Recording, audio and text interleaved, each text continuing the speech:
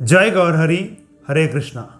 आप सभी को नरसिम्ह देव जी के आविर्भाव दिवस की हार्दिक शुभकामनाएं। हम आप सभी से ये प्रार्थना करते हैं, जैसा कि आप सभी जानते हैं, नरसिम्ह चतुर्दशी या नरसिम्ह देव जी का प्राकट्य दिवस या नरसिम्ह देव जी का आविर्भाव दिवस, ये हम सभी के लिए बहुत महत्वपूर्ण है। ये वैष्णव के लिए बहुत महत्वपूर्ण है, क्योंकि नरसिम्ह चतुर्दशी के दिन ही भगवान नरसिम्ह देव जी अपने भक्त प्रहलाद महाराज की रक्षा के लिए प्रकट हुए थे।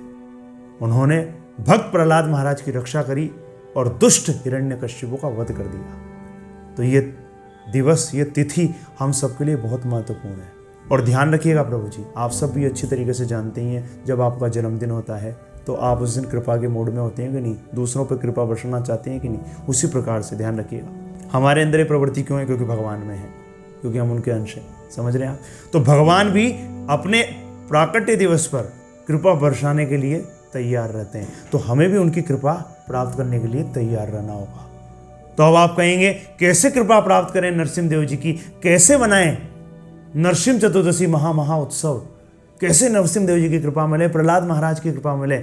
आप ये सोच रहे होंगे, तो हम यही रहस्य आपको बता रहे हैं। देखिए प्रभु जी, आपको क्या करना है, सुबह जल्दी उठकर वो स्नान करके गिव के 4:30 बजे से प्रारंभ होने वाले दैनिक कार्यक्रम में अवश्य उपस्थित रहें। हम डेली मॉर्निंग प्रोग्राम करते हैं, हमारा जीवन ही मंगल आरती से आरंभ होता है। तो हम आपसे प्रार्थना करते हैं, नरसिम्ह चतुर्दशी की इस पावन तिथि पर, नरसिम्ह चतुर्दशी या नरसिम्ह जयंती की पावन तिथि पर आप सुबह हमारा डेली मॉर्निंग प्रोग्राम होता है, उसको आप कृपया अटेंड करिए।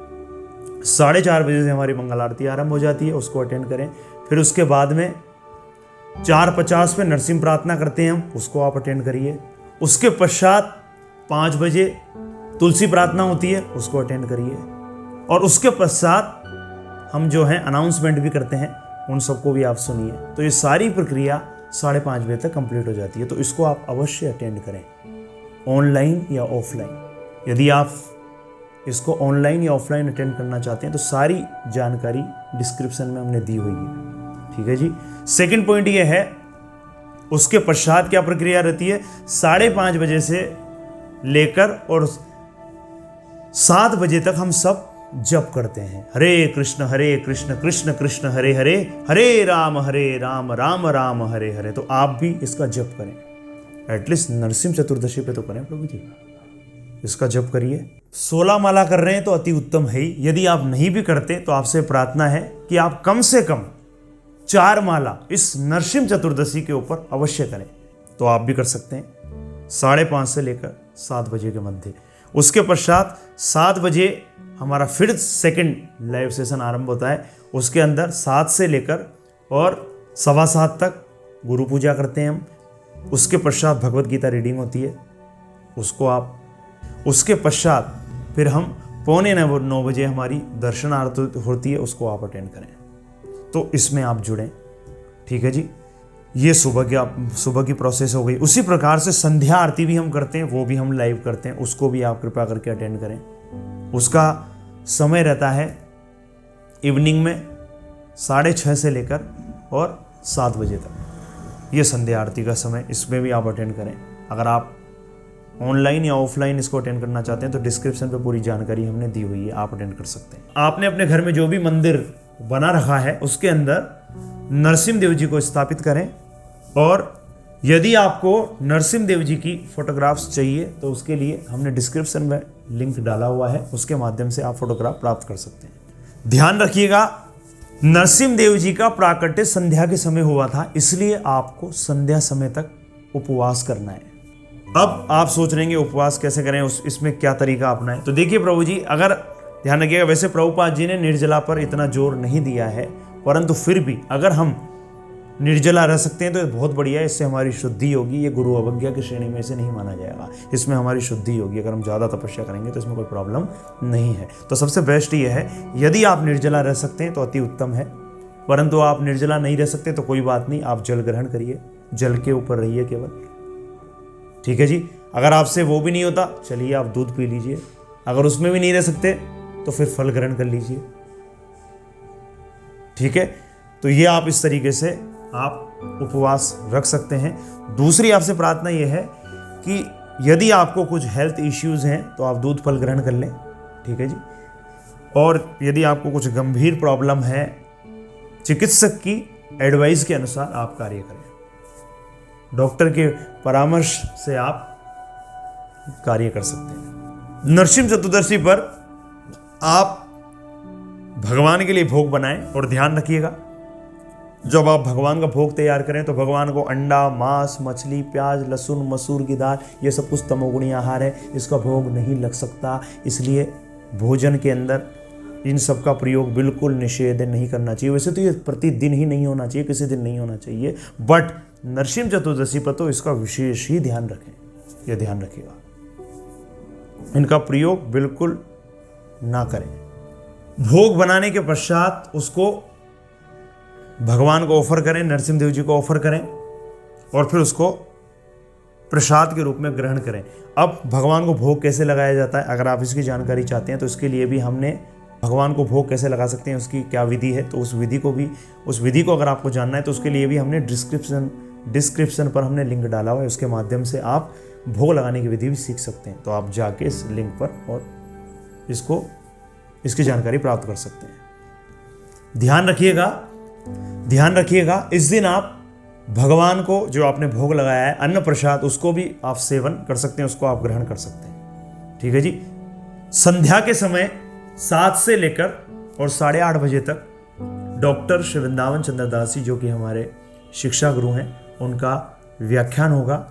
इसमें आप सब अनिवार्य रूप से अवश्य उपस्थित हों और उसमें गुरु जी बताएंगे तरीका कि कैसे आप नरसिंह देव जी और प्रहलाद महाराज की आप कृपा प्राप्त कर सकते हैं। इसलिए इस सेशन को अटेंड करना ना भूलें और स्वयं तो अटेंड करें ही करें, जितने भी ज़्यादा से ज़्यादा लोगों को आप इसमें जोड़ सकते हैं जोड़ें, उनको लाएं, ऑनलाइन लोगों को उपस्थित रखें और ऑफलाइन आप अटेंड कर सकते हैं तो बहुत ही बढ़िया है। ज़्यादा से ज़्यादा लोगों को आप जो है लाइव सेशन के अंदर जोड़ें, ये आपसे प्रार्थना है, क्योंकि जितने ज़्यादा से ज़्यादा लोगों को आप जोड़ेंगे उतना ही फायदा अधिक होगा प्रभु जी, क्योंकि नरसिंह देव जी की कृपा मिलेगी, नरसिंह देव जी प्रसन्न होंगे, क्योंकि उन्होंने तो कहा ही है गीता के अंदर कि जो मेरा प्रचार कार्य करता है उसके समान ना तो मुझे कोई प्रिय था, ना कोई प्रिय है और ना कोई प्रिय होगा। इसलिए नरसिंह देव जी के प्रिय बनिए, ज़्यादा से ज़्यादा लोगों को जोड़िए इस कार्यक्रम में, लाइव सेशन में उपस्थित हों, इसके लिए प्रयास करिए, पूरा प्रयास करिए, नरसिंह देव जी की कृपा मिलेगी आपको। पूरे दिन जोश और उत्साह में रहिए, क्योंकि हम बड़े भाग्यशाली हैं, नरसिंह चतुर्दशी महोत्सव मनाने का हमें सौभाग्य मिला है। पूरे दिन जोश और उत्साह के अंदर, ये आपसे प्रार्थना है, क्योंकि बहुत लोगों को तो नरसिंह चतुर्दशी आएगी और चली भी जाएगी, पता भी नहीं होगा। इसलिए जोश और उत्साह में रहें पूरे दिन, ठीक है। चलिए, आपको बताते हुए अत्यंत हर्ष हो रहा है कि नरसिंह देव जी को क्या पसंद है, ये तो मालूम होना चाहिए ना प्रभु जी। तो नरसिंह देव जी को पसंद है पणक्कम। नरसिंह देव जी को पसंद है क्या प्रभु जी? पणक्कम। तो अब आप सोच रहे होंगे कि ये पणक्कम होता क्या है, हमें नहीं मालूम। तो कोई बात नहीं, आपको बता देते हैं, समझा देते हैं प्रभु जी, चिंता क्यों कर रहे हैं, बता देते हैं आपको पणक्कम कैसे बनाया जाए, पणक्कम को कैसे बनाया जाता है वो विधि आपको बता देते हैं। एक गिलास अगर आपको पणक्कम बनाना हो तो उसमें उसको बनाने के लिए आपको क्या क्या सामग्री चाहिए होगी वो मैं बता देता हूँ, फिर आप देख लीजिएगा आपको कितना बनाना है। इसी फॉर्मेट के आधार पर आप देख लीजिएगा कि आप एक गिलास पणक्कम अगर आपको बनाना हो तो उसमें क्या क्या सामग्री चाहिए होगी वो मैं बता देता हूँ, फिर उसी प्रकार से आप देख लीजिए आपको 4-5 कितना बनाना है, उसी हिसाब से फिर आप बना सकते हैं। तो देखिए, इसके विषय में बता देते हैं आपको क्या करना पड़ेगा। 1 गिलास चिल्ड वाटर लीजिए, ठीक है जी, और उसमें 1 टीस्पून अदरक का रस डालिए, 2 टीस्पून नींबू का रस डालिए और 50 ग्राम गुड़ डालिए। 1 गिलास पणक्कम तैयार हो जाएगा, 1 गिलास पणक्कम तैयार हो जाएगा। उसको फिर क्या करिए प्रभु जी, भगवान नरसिंह देव जी को भोग लगाइए और पणक्कम का ही भोग मत लगा दीजिएगा, और जो भी आपने शुद्ध सात्विक भोजन बनाया है उसको भगवान को ऑफर करिए और फिर परिवार समेत और फिर विद फैमिली फिर परिवार समेत प्रसाद के रूप में फिर उसके पश्चात प्रसादम ग्रहण करिए।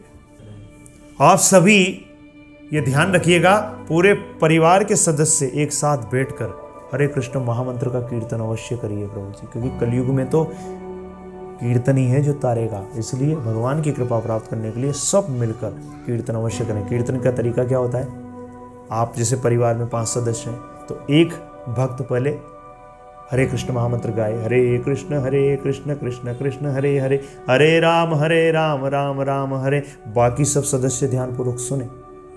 फिर जब वो सब बोले तो आप ध्यानपूर्वक सुने। जब एक सदस्य कोई भी हरे कृष्ण महामंत्र का उच्चारण करें, वो जब उच्चारण कर रहे हो तो आप सब सुने, बाकी सब सदस्य सुनिए। और जब सारे सदस्य हरे कृष्ण महामंत्र का कीर्तन करना कैसे, एक जैसे आप घर में मान लीजिए 5 सदस्य हैं तो एक सदस्य परिवार का कीर्तन करे, पहले वही गाए, हरे कृष्ण कृष्ण कृष्ण हरे हरे, हरे राम राम राम हरे हरे। बाकी सदस्य सुनते रहें वो जो उच्चारण कर रहे हैं उसको। फिर जब ये 4 सदस्य बोलेंगे तो जिन्होंने आरंभ में गाया वो सुनेंगे। तो कहने का मतलब कीर्तन किया जाना चाहिए, फिर श्रवण किया जाना चाहिए। कीर्तन और श्रवण, ये दोनों, श्रवण और कीर्तन, ये प्रोसेस है। इसको कीर्तन को करने का तरीका ये नहीं साथ साथ एक ही साथ आप शुरू हो गए, ऐसा मत करिएगा। एक रीड करे और फिर बाकी सुने, फिर जब बाकी सब बोले तो ये सुने। इस तरीके से करके आप कीर्तन करें पूरे परिवार के सब सदस्य साथ बैठकर। मैं समझता हूँ आप समझ गए होंगे। मैं आपसे फिर से एक बार आप सब से निवेदन करूँगा, कृपया इस नरसिंह चतुर्दशी उत्सव पर भगवान नरसिंह देव जी की कृपा अवश्य प्राप्त करें। आप अनिवार्य रूप से मॉर्निंग प्रोग्राम में अवश्य इस दिन उपस्थित हों। वैसे तो रोज उपस्थित होना चाहिए, बट ऐसे उत्सवों पे तो प्रभु जी किसी भी कीमत पे चूके ना। अगर आप बाकी दिन जल्दी नहीं भी उठते, इस दिन अवश्य उठें और नरसिंह देव जी की कृपा प्राप्त करें। आपका बहुत बहुत धन्यवाद। जय गौर हरि, हरे कृष्ण।